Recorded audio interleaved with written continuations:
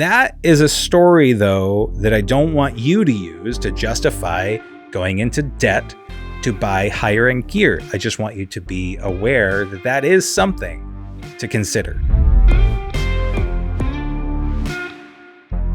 Welcome back to the Dave Grenier podcast. Today, we're going to talk about what gear actually matters. Now, last week, we talked about not buying gear until it solved a problem. Today is just kind of like extending that conversation. If you didn't listen to that conversation before, it was a fairly short I think it was like a 20-minute episode, and just talking about gear acquisition syndrome's real, and you end up buying the stuff and you end up regretting it. Not necessarily, but you might end up regretting it. So this is just kind of expanding on that and talking about what gear actually matters depending on your situation. Now, I can speak to myself. I've been part of both run and gun situations, so being outside in an uncontrolled environment and not being able to control the lighting or audio with microphones or have the ability to have a tripod. And I've been part of the exact opposite, where we set up like a full studio setup and we have the right lighting and we have, an hour to set things up or more, so that we can do these high-end interviews and get everything exactly the way that we want. And so those two scenarios are very different with the kind of equipment that you're going to use, more often than not. So, for example, when I am out taking construction photography or out in the field for environmental videography, I need to be able to get to the spot that I need very quickly, which means that I can't have a tripod on me. All I have is my camera,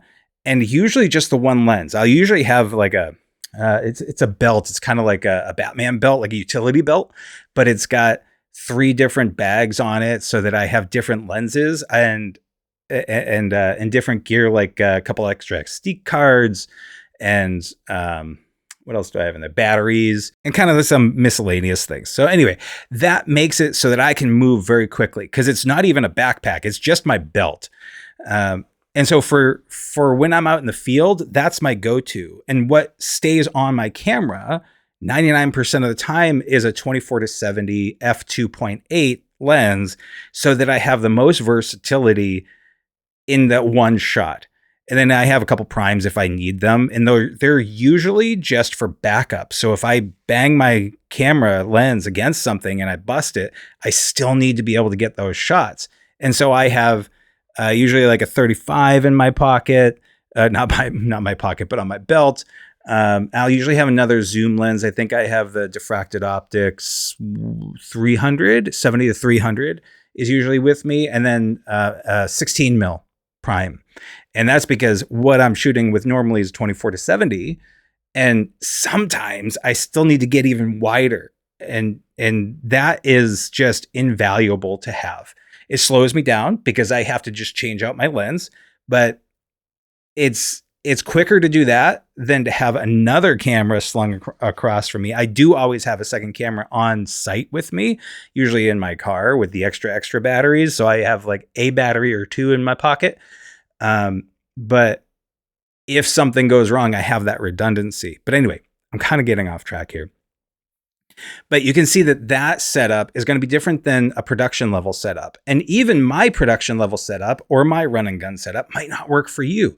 Maybe you don't like the weight of the 24-70 f2.8. The f2.8 it means that you have constant aperture all throughout. So a lot of lenses, when you start out, you get the kit lens, and let's say it's the 70 to 300. I think that's pretty standard for all the major camera brands. Something along those lines is pretty standard. As you zoom, you end up, the aperture ends up getting higher, lower. Well, the number gets higher, which reduces your light that's coming in. And when you have very limited light anyway, so if you're doing like, let's say, construction photography, some of it's outside, some of it's inside. And so every extra stop of light makes a big difference. So that's why I like the fixed aperture f2.8, but it might not work for you. It might be too heavy. It is a heavy rig. When I changed from the 2.8 to like a prime, like a 35 prime, oh my God, it's like it's cotton candy in my hand. Every recommendation that I have just has that little asterisk of it might not work for you, and that's okay. You'll have to figure that out. And that's something that with time, you'll end up seeing what the pain points are and figuring out potentially how to, well, not potentially, you will figure out where to get the right gear to fix those pain points. So when you're starting out, you have no budget, maybe a little bit of budget, but you usually have a very limited budget with what you're trying to invest in. But that's when you have the wine taste where it's like, oh yeah, I need that Canon R5 Mark III, or the 1DX, or I don't even know what we're at now. I mean, that's the 1DX is kind of old school from what I remember, but I use the Canon R6 Mark II. And the Mark III just dropped recently, and it's tempting. It's tempting to go get the R3, but the return on investment isn't there, and I could spend that money on other things. But dude, there's some stuff where it's like, oh come on, oh let me just get it. But so I get that. I get that a lot, and I have to kind of have that mantra of like, is it solving a problem? Do I need this? Or do I just want this? And a lot of times I just want it. As a beginner, you have to do that delicate balance, that dance of, do I actually need this? What is it that I need? I don't even know. And so you turn to YouTube, and the YouTubers are all like, oh, you need the Light Dome 3 and the Aperture 1200D and all that stuff. And it's like, no, you don't. I like I said in last week's episode, I regret some of the decisions that I made, but I didn't know any better. I shouldn't say I didn't know any better. I didn't know what I truly needed because I hadn't done the work to really discover what I needed. And so there's the gimbal that I was talking about last week. If you don't know what I'm talking about, go check out last week's episode. Stop buying gear, start solving problems. That one. There's a lot of gear that you can get that's going to do the job that you need. There's a lot of good entry level gear out there. There's some different brands, things like Newer and Small Rig, although Small Rig has kind of like elevated their game. And so their prices have elevated to go with it. Newer is still more accessible. They're really good. Those entry level brands are really good to get your teeth wet. Your teeth wet? To get your feet wet or cut your teeth. They're really good to kind of get you started, because when you start out, you don't know what you need yet. And you don't know where the pain points are going to be until you get those pain points. Newer and Small Rig and things like that at that level are really good to start off with, because you don't know what your pain points are yet. And there's a lot of stuff that's good enough, and you might never upgrade past it. There's a lot of Small Rig stuff that I have. Or, perfect example, I got a couple things from Newer several years ago. God, oh wow, like 10 years ago? God, I don't. Okay, anyway, there's certain things that don't really need to have super high-end things. So like my landing pad for my drone, I have I think it's a Newer. The brand name is Newer. I think it's like NEEWER, something like that. It's just a landing pad. It has two sides. One is very bright orange and black, and the other side is something else. I don't remember. How good do you need that thing to be? You just need it to have your drone land on, right? You don't need anything super high end. And then also reflectors, Newer or Small Rig. I ended up getting a pack of reflectors that it compresses down into this like little disc, and it's probably like that big, and it came with like 8 different types of reflectors in it. There's like, there's a white diffuser if you unzip everything. There's the bronze on one side, silver on the other, and then a black and a white, so that you can have negative or positive fill. And that is the kind of stuff where like you can invest cheap money and get good stuff. Where I've found there to be issues is when you get into the electronics of things. And that goes for basically anything with electronics. Lenses, lighting, cameras for sure. Don't buy cheap drones. That's a liability. And when I say don't buy cheap drones, I mean don't buy knockoff, no-name drones. if you're trying to do this for real. Even if you're not, you don't want that thing falling out of the sky and hitting somebody. There's a lot of liability issues. Make sure as a professional, don't skimp on liability insurance. Seriously, that's probably my number one lesson from this. Is don't. I know we're talking about gear, but like really get that. I know it's not sexy, but get liability insurance. That is going to save your bacon, and make sure that you go through all the coverage and the whole thing. Anyway, we'll talk about that in another episode, not today. When you start to get into the electronics of things, make sure that you start to invest a little bit more money. And that doesn't mean that you have to get the super high-end stuff. Perfect example. Okay. So I bought several years ago, I'm going to bastardize the name. I don't know how to pronounce it. Yongnuo. I think it's Yongnuo. Yonguo. I think. It's a lens. And so I got a 35 millimeter EF lens. So if you're not familiar with Canon, their older lens mount is the EF mount. And so I got the EF mount, and then I ran it through an adapter because I'm using an RF mount on my camera. Perfectly fine.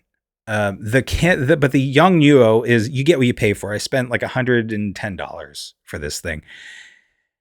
And if I was just starting out and I couldn't afford the higher end, let's say the RF mount, or the Canon RF, which was probably about $500 when I got it, that's a significant price difference. But that being said, there's a significant quality improvement. But if you can't do that, which I understand, because even as a professional, I was struggling to get the 35 millimeter for a while. And I had other stuff like the 24-70. And so I couldn't really justify the 35 because that 35 millimeter is within the 24-70 range. So it's like, I don't need to spend that money. And so I got the Yongnuo because I was like, you know what, I want a prime lens. And that does a decent job for photos. Video is a little tougher, but if you don't need the audio, or if you're running audio through something else, or if you're not using the autofocus, that was the big thing. The autofocus system was so loud in that if you're using the camera audio and you're not using something that's, like let's say a lavalier mic, your camera or the shotgun mic is going to pick up that loud motor. There's ways around, working with cheaper equipment. If you were just starting out, you could do something like that. It doesn't have to be that brand. I'm not saying to get that brand. I'm just saying that's my experience with that. Once I got the Canon equivalent, the 35 millimeter, so much different, so much quieter. The lens was way sharper, and it was just the video. Forget about it. It just it smacked the Yongnuo down when it came to video, but I'm spending 5 times the amount of money. It is that you get what you pay for, but sometimes you just need to get the gear so you can do the job. Another perfect example is a production light. Okay. I have had some challenges with production lights when I started out. I ended up getting, I think it was an eMart, which is just a kind of like a knockoff Amazon brand. I don't think it's owned by Amazon. I think it's one of those cheap lighting brands. But it came with this zipper bag, which looked nice. The zipper broke immediately, but which often does. This stuff is usually low quality, but I will say that the low quality was in the bag. It wasn't in the equipment. I mean, it was still low quality equipment, but the equipment was fine. It was cheap stuff, but the equipment didn't break apart or anything. The bag broke in a week. I unzipped it a couple times and that was it. That's all the bag could handle. But what I got with that was 3 lighting stands. This was photography lighting. And I was using it for everything, video and photography. And it came with 3 stands, a short one and then 2 tall ones. And then the stuff that goes with it. So the light bulb holder that you can just kind of clamp on to the top. And then it came with 3 umbrellas or maybe 4 umbrellas. So the white umbrellas to help diffuse the light or bounce it. And I think it either came with 2 white ones and a silver one, or it came with 3 white ones and a silver one. I can't quite remember. I don't use it very often, but I still have those stands because they're useful. And back then, I don't remember how much I spent. It had to have been like $100, maybe. I don't even think it was $100. And that's why it was like, okay, I need to get some of this kit. I need to get some of this gear because I need to do the work. And more importantly, I need to learn how to set this stuff up. And so I ended up getting that eMart kit, and that was great. And I eventually evolved into, I needed something else. And so I ended up diving into the Aperture world. Aperture, the brand. There's, I got the 60X, which is a little, like you could actually hold it almost in the palm of your hand. No, you could hold it in the palm of your hand if you don't have the diffuser and stuff on it. So it's 60 watts, and the X stands for bicolor. And so you could do yellow to daylight. So it's the different levels of the Kelvin scale. I think it goes somewhere between like 3,400 Kelvin, which is very yellow, all the way up to 56 Kelvin, which is very white. And so that did me pretty good for a little while. And I had a 4545 diffuser. It's a box diffuser. So it's the diffuser is in the shape of a box versus like a circle. It came with a honeycomb thing, which you put on top of the diffuser so that it reduces the amount of light, the spill light, we call it. It came with a lot of nice things. And even with like the cord ended up having a little screw thing so that it wouldn't just unplug. And so it also came with what else? It came with the box, like the carrying case, which was like a foam thing that you put the pieces into. I cannot get the cords back in. I can't wrap the cord back the way that it needs to fit in the case. That's my big issue with that. But it introduced me to the Aperture brand, and it introduced, more importantly, not just the brand, but what it's like to work with a real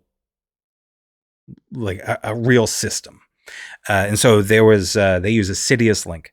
Right now, what you're looking at, if you're looking at me in this podcast on YouTube, you're going to see I'm being lit by the 600X. I have a honeycomb here. And then behind me, I have a Amaran light bar. And the Amaran is one of their products, one of Aperture's products.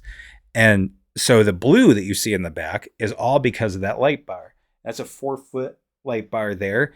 And all of them are able to run through a link, it's called the Sidious link. It's an app. And so you can set scenes and you can say, oh, I just want these 2 lights to be, blue, let's say, or I want this light to be blue and I want that one to be magenta. You can change the intensity. You have all that control just at your thumb tips. You don't even have to move across the room, which is phenomenal when it comes to production work. Or even just this little setup that I have right now, because I don't have to walk over there and then, pick the thing up or adjust it and then, click the button 7 times to get to the right menu. It's not that many times, but like, it's just nice to just flick my thumb and like change the intensity or the color. And there's so much more control. And so that's where the pro level stuff really starts to pay dividends. So I went from eMart and then I got that 60X Aperture.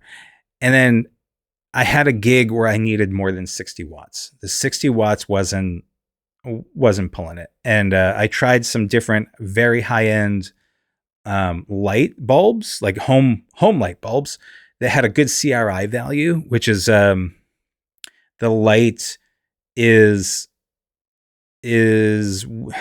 closer to the color that I don't want to get into CRI values, but basically it means that like the higher the level, the higher the quality of light. Okay. So if you had like a 97 CRI on your light bulb, that means that it's going to be a higher quality of light versus, like I don't even know if they go down to 70, but you want, for video especially, you want a higher CRI value. So anyway, I got the best CRI that I could get at, I think, 150 watt light bulb, or I think they go to 150 watt. Is it 100 or 150 watt? Whatever. It was bright, but it wasn't enough.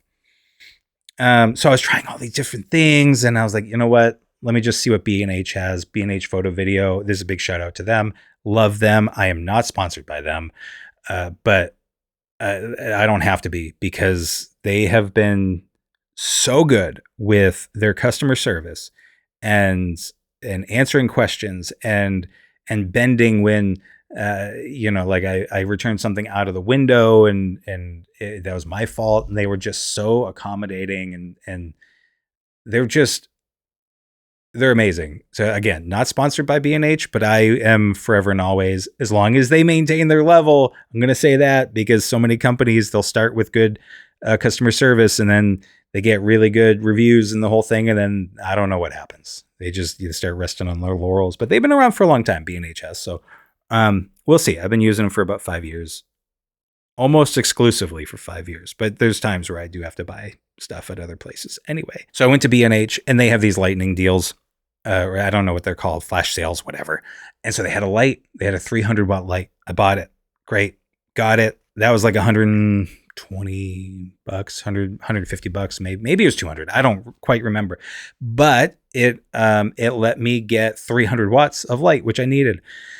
And it also came with oh my goodness, I'm spacing on the name of it. But it's like a balloon that goes, it's a balloon diffuser. Is that what it's called? I don't think it is. But it is really good if you want to light up a whole space. Okay, so like if you want to point it up to the ceiling, or you want the spill to go all over the ceiling and kind of in the room, they had this balloon diffuser on it.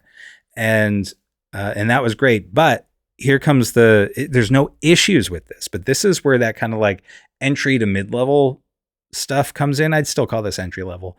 I got the 300 watts. It solved a problem for me, but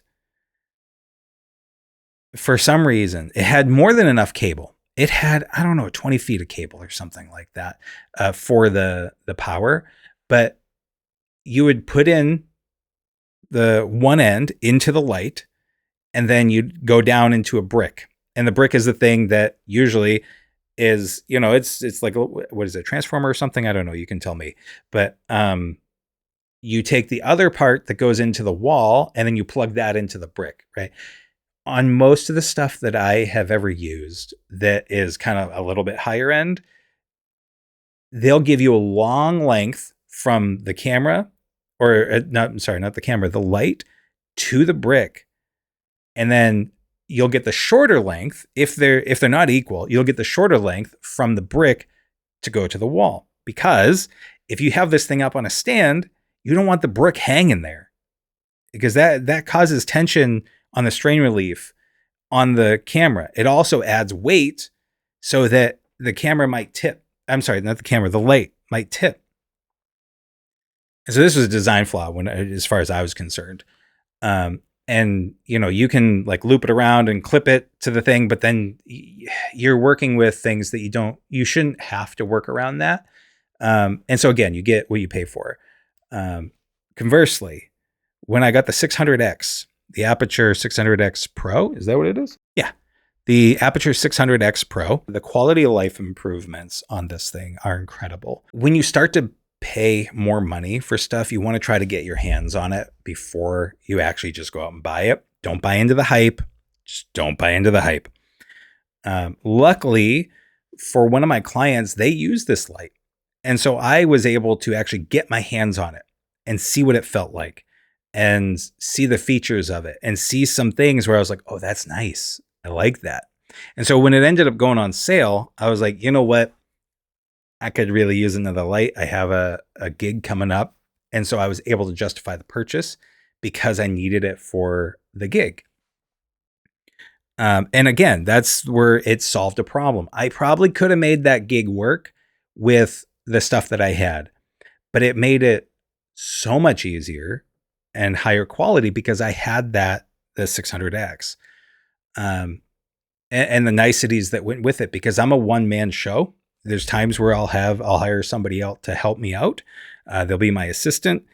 But I don't always have that in the budget. I don't always have that flexibility with time frame. So this thing came in a nice wheelie bag, and it's just like, it looks really high end. And so it just was 100% worth it. But it comes with a price tag. I think that not on sale. I think that thing goes for like $1,200, and that's just a light. And so if you're starting out, that's a tough one. That's a tough thing to go for. Okay, and this goes into probably one of my last points here, which is client perception. Client perception does matter to a point. So I have experience with a client that we had. This was for an organization that I worked for out in California. And I wrote the scope. I wrote the budget. It was their company, but it was my department essentially. And so I won this gig. And the client and I had a really good rapport. And I was out on site all the time. It was a weekly shoot, sometimes multiple times a week. And we were on the hook to do this construction photography, a little bit of video, but mostly construction photography. Now, this was new. The photography was new to my business, not my business, but the place I was working for. And they didn't want to invest in photography gear. And so I was using my own stuff. That's a story for another time. We will talk about that, whether or not you should or shouldn't use your own gear for someone else, for the furtherance of somebody else's business. That's up to you. I'm not going to say one way or the other, although I will. I will in a different podcast. Maybe next week. I don't know. That's not really on the docket for next week, but maybe it'll kind of get shifted. But I was using my gear. And so I had actually a very similar setup to this. I think I was using the Canon R, the first one, and this 24-70 f2.8 lens that's weather sealed, and which is very important when you're doing construction photography because you end up getting dust and everything. You don't want that getting into your sensor and screwing up your camera. So anyway, they just had the kit lens stuff. They had 18 to 35, I think. And they had the T5, I think the T5 or the T5i, which is an old camera. And they had the kit lens with the 70 to 300 kit lens. That's adequate. That's a good. But when it comes to needing to move quickly and having dynamic scenes, so like I'm going to be outside and then all of a sudden I'm going to be inside, and I need that extra light. I don't need it, but having my gear, the stuff that I am talking about that I just told you, like that gives me more flexibility, especially for the edit. And I wanted to get things done quickly. And I'm also like, it was better quality of life for me. So I was using my stuff anyway. So I had an assistant that I ended up training, and he was out on site with me one time, and he had the kit lens stuff from the company. And then he was my shadow for a little while so he could learn the sites and where we needed to go and the kinds of shots we were looking for. Right. And so he got to know the client a little bit, and decent rapport. And he had to go out one time when I wasn't there because I don't remember why I wasn't there, but maybe a conflict or I was across the country or something. He ended up going with the company's equipment because I wasn't going to let him use my personal stuff. And the client ended up saying, hey, so his photos aren't as good as yours. And which, I mean, this isn't to prop myself up, but I have a lot more experience than he did. And his stuff was good. It was adequate. But he was also working with lower end gear than they were used to, one, seeing, and also seeing the result of. And so because his gear wasn't as high end as what mine looked like, they said, you know what, between his photos and because like he doesn't have the good stuff, we'd rather him not come back. And this is not a bad client. This client is wonderful. But the perception was because they had saw my big bulky lens that my equipment was better. Now, I could do a lot of the stuff that I was doing with an iPhone. But if I'm shooting with an iPhone, people are going to be like, hey, I can do that. It's like, yeah, you can. So go ahead. And that's not to be spicy, but can you get, as a client, someone who's not a photographer, who's not a videographer, who doesn't have the skill set that I do, who hasn't trained themselves and worked through the 1,000, 10,000, 10 million hours of doing this and lived it and breathed it and consumed every level of it. Can you get just as good a stuff out of it as me? No. Again, I'm not saying it's me, but like they don't even know how to shoot RAW on their phone versus, I mean, I can almost guarantee that most people don't even know what, most non-photographers, people outside of this space don't know what RAW is. But the perception is, why am I paying you so much if you're going to use your phone? Or why am I paying you so much if you're going to use this thing that looks kind of dinky, right? If I was to shoot those shots with my prime 35 or my prime 50, it's not as impressive looking as this big bulky lens. And so sometimes it's about the client perception. That is a story, though, that I don't want you to use to justify going into debt to buy higher end gear. I just want you to be aware that that is something to consider. I don't think that they would have said anything had they not been seeing me walk around with the gear and my utility belt for a year. I don't think that they would have even thought of it. But at the end of the day, it doesn't matter what you are shooting with.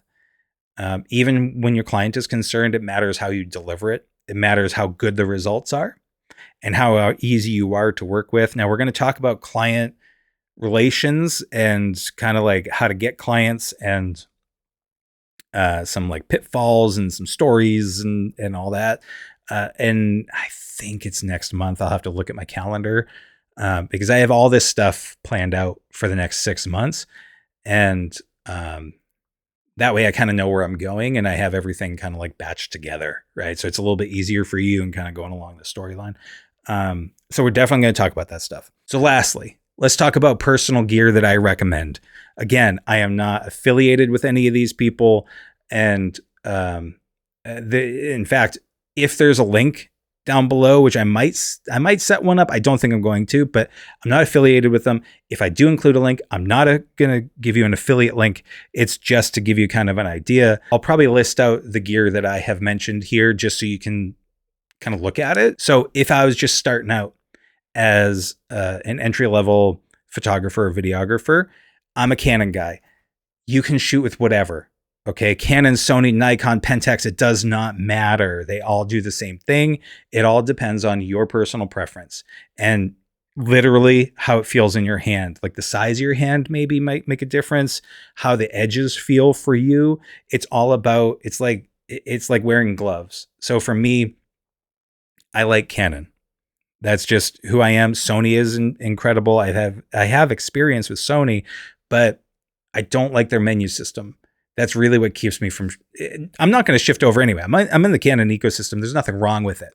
I already have that stuff. I've already invested, so I'm not going to shift. But even if like Canon were to not exist and all this stuff just disappeared, I would probably go Sony, but I just have a hard time with their menu system because it's not as intuitive and it's just a little harder to work with. But that being said, you could just get whatever works. Okay. But so I'm going to talk Canon here. I would get the crop sensor, the R50, I think it is called. That's a good entry level. Just know that it's a crop sensor versus a full frame sensor. There's nothing wrong with that, especially if you're controlling lighting. If you have lighting, dude, like if you can control that stuff, don't bother getting a full frame sensor because lighting is 90% of the thing. But full frame gives you more flexibility. So if you're running around and you can't control the lighting as well as like setting up these big lights, big or small lights, having a full frame sensor just gives you more flexibility. So I'd say start with the start with the R50 and then, something small like the, whatever kit lens it is. I really like the 24-70 f2.8. That is a very spicy meatball. I think that's like $12 to $1,400, but it's also weather sealed. Do you need weather seal? If you do, maybe you invest that. You want to buy more in your lens than in the camera, but you do want to make sure that when you do jump into an ecosystem that you've thought it through, you've tried it out, rent it if you have to. If you don't have somebody that can like literally just put you in your hands, rent it for a week and see if you like Canon or Sony or whatever. Because once you enter into that ecosystem, you don't want to constantly be switching around. So I would suggest having a really good versatile lens, because this one's an EF mount and I have an RF to EF adapter. This thing will last me forever as long as I don't break it. Your lenses are where you want to invest your money. And so 24-70 is really good. It's a really good focal range. There's a lot of people online that really like the 24 to, I think it's actually the 28 to 105, which is a kit lens for Canon. And there's a lot of people that talk about that. It's not f2.8. I think it's just a standard, like, so it starts at like 4 and then goes to 5.6, I think, as you zoom in. But maybe you don't need it. Maybe you can control the light. So that's great. So anyway, something along those lines. If you could only get one prime lens, the Canon 50, the Nifty 50, is usually one of their really good entry levels. That's what I started with before I got the 24-70. Was I had their kit lenses. It was the 18 to I had the T7i, which I can recommend for that, but that's not a mirrorless camera. And I think that for you should invest in a mirrorless camera, because that's where the technology is now. So you want to get used to that stuff. Not only that, it's going to be an RF mount versus an EF mount. The Nifty 50 is always a good one to start with, because it is usually fairly cheap. It's under $200 usually. It's been a while. I bought the EF version. I think I got it for $150. That's where I would start. And then I would jump up once I get to the point of like, hey, I need a full frame because I'm going to be outside. I'm going to be outside. Then I'm going to be inside and I'm running and gunning.